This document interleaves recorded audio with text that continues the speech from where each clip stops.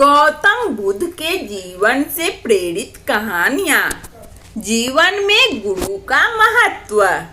एक बार महात्मा बुद्ध किसी गांव में लोगों को प्रेरित कर रहे थे। तभी उस गांव का एक बच्चा अपने पिता के साथ आया और उसने बुद्ध से पूछा, महात्मन, मैं स्कूल नहीं जाना चाहता। बुद्ध ने बच्चे से पूछा, ऐसा क्यों? बच्चे ने कहा, मेरी कक्षा में सभी बच्चे मुझे पढ़ने में कमजोर समझते हैं, जिसके कारण सभी अध्यापक मेरे ऊपर अधिक नजर रखते हैं। इसी वजह से मैं भी परेशान हो चुका हूँ। बुद्ध ने बच्चे को एक कहानी सुनाते हुए कहा, जिस प्रकार से फालतू पड़े पत्थर को एक मूर्तिकार अनावश्यक पत्थर काट काट कर एक भयानक भव्य मूर्ति बना देता है, फिर लोग उसकी पूजा करते हैं, ठीक उसी प्रकार से गुरु अपने शिष्य के सारे अवगुण और बुराइयों को निकालकर उसे एक महान व्यक्ति की श्रेणी में लाकर खड़ा कर देता है। जरा सोचो, अगर पत्थर उस छैनी और हथौड़ी की चोट को बर्दाश्त ना कर पाए और वह टूट जाए, तो क्या वह पत्थर कभी मूर्ति बन सकती है? नहीं, बच्चे ने कहा। इसी तरह अगर हम अपने आप को शिक्षक को समर्पित कर देते हैं, तो वह हमारे कमजोरियों को निकालकर मंजिल तक पहुंचना में मदद करता और रास्ता दिखलाता है। बुद्ध के उपदेश। गुरु हमें जीवन जीने का सार बताता है, इसीलिए हमें उनकी आज्ञा का पालन करना चाहिए। परिश्रम का महत्व। एक बार गौतम बुद्ध अपने शिष्यों के साथ गांव की गलियों से होते हुए कहीं प्रवचन देने जा रहे थे। तभी रास्ते में उन्हें एक आलसी व्यक्ति दिखा, जो कि एक पेड़ के नीचे आराम से लेटा हुआ था। उसकी पत्नी बच्चे को गोद में लिए हुए फटकार लगा रही थी। वह बुद्ध को देखकर उनके चरणों में गिर गई और कहने लगी, मेरा क्या कसूर था जो मैं कष्ट उठा रही हूँ? कृपया मेरा मार्गदर्शन करे।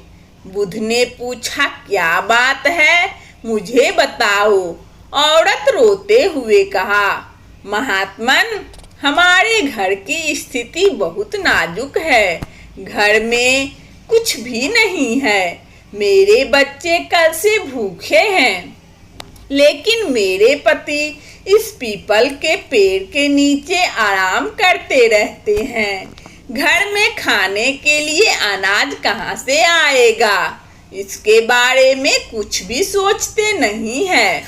महात्मा बुद्ध उस व्यक्ति से पूछते हैं कि तुम कोई काम क्यों नहीं करते हो जिससे तुम्हारा जीवन यापन हो सके?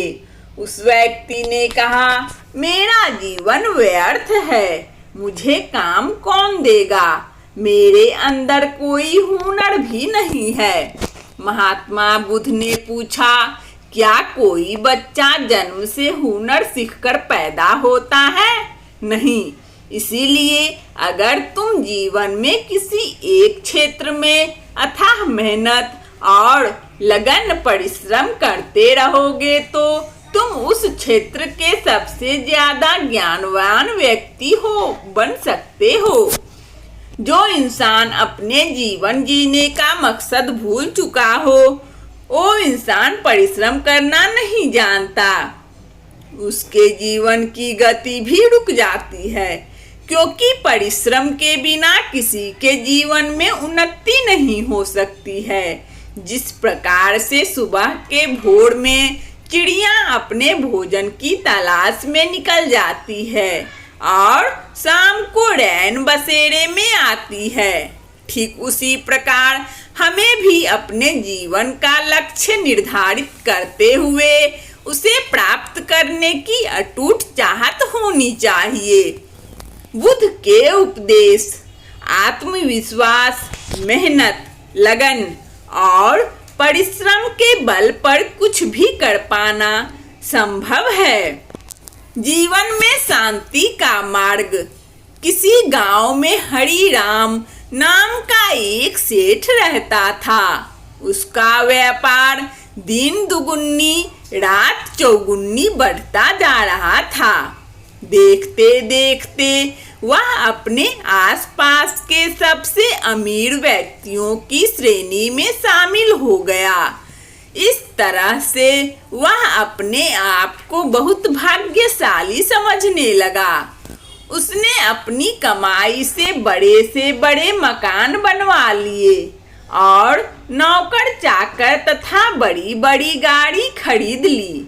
लेकिन दुर्भाग्यवश उसके दिन फिर गए। उसे उसके व्यापार में घाटा लगने लगा, जिसके कारण उसकी धन संपत्ति का बहुत नुकसान होने लगा। देखते देखते कुछ ही दिनों में सेठ की सारी धन दौलत खत्म हो गई।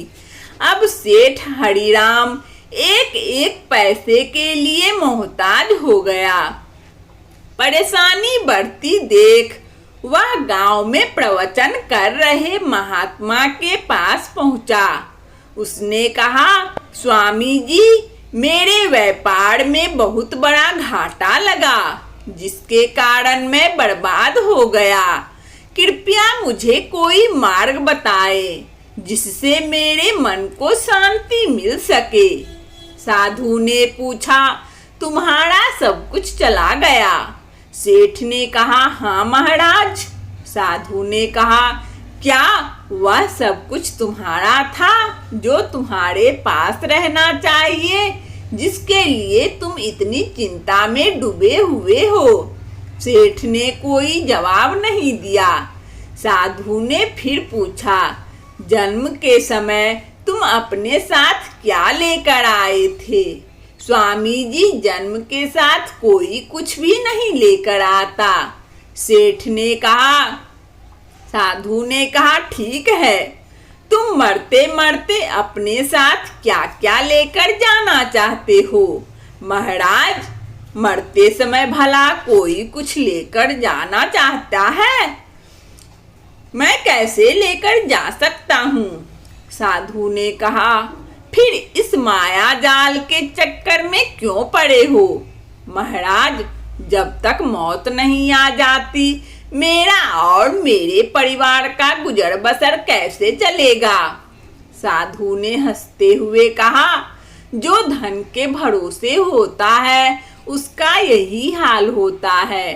आपको इस प्रभु परमात्मा ने सुंदर सुंदर हाथ पैर दिए हैं, उसे काम में लगाओ, परिश्रम करो और सबसे बड़ी बात, ईश्वर पर पूर्ण विश्वास रखो।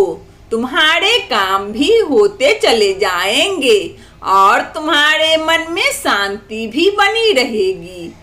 साधु की बातों को सुनकर सेठ हरिराम कई वर्षों के बाद उस दिन शांति के साथ चैन की नींद सोया। बुद्ध के उपदेश। ईश्वर पर भरोसा रखते हुए मेहनत और लगन के साथ जीवन में शांति के साथ साथ कामयाबी भी हासिल की जा सकती है।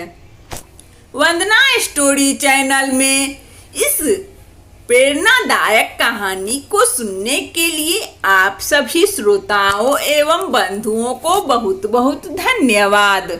यदि हमारा कहानी अच्छा लगा हो तो कृपया लाइक और सब्सक्राइब अवश्य करें, ताकि नोटिफिकेशन सबसे पहले आपको मिले।